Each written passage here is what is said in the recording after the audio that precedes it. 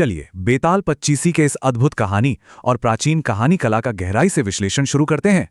तो सीधे कहानी पर आते हैं। इस बार बेताल ने एक ऐसी पहेली पूछी है जो सचमुच दिमाग चकरा दे।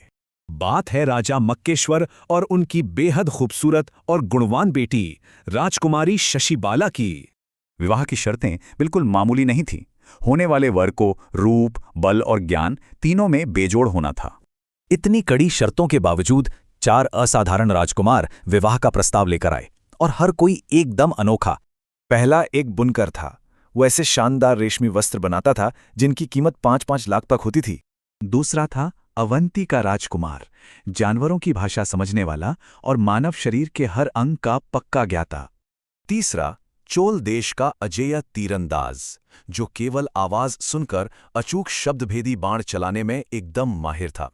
और चौथा था बंगाल का राजकुमार, एक ऐसा महान विद्वान जिसे वेद, पुराण और गीता पूरी तरह कंठस्थ थे। राजा के सामने कितना भारी धर्म संकट था।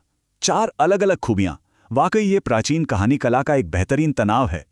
बस यही बेताल राजा विक्रम से अपना मुश्किल सवाल दागता है।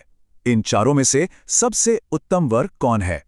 विक्रम बिना उलझे तार्किक सोच और प्राचीन भारतीय वर्ण व्यवस्था का सहारा लेकर एकदम सटीक उत्तर देते हैं। उनके तर्क के अनुसार बुनकर शूद्र है, पशुओं की भाषा जानने वाला वैश्य और शास्त्रों का ज्ञाता ब्राह्मण है।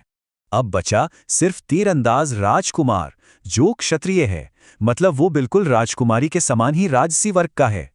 तो उत्तर एकदम स्पष्ट था। तीरंदाज सजातीय हैं और ऐतिहासिक रीति रिवाजों के अनुसार वही राजकुमारी के लिए आदर्श वर है।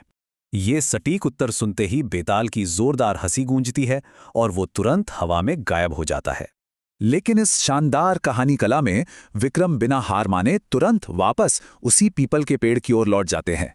बेताल पच्चीसी के इस प्राचीन संग्रह में कुल 24 ऐसी ही बेहतरीन और रहस्यमयी कहानियां छुपी हुई है। सोचने वाली बात है, बाकी लोक कथाओं में और कौन सी दिलचस्प पहेलियां और अनसुलझे रहस्य इंतजार कर रहे होंगे।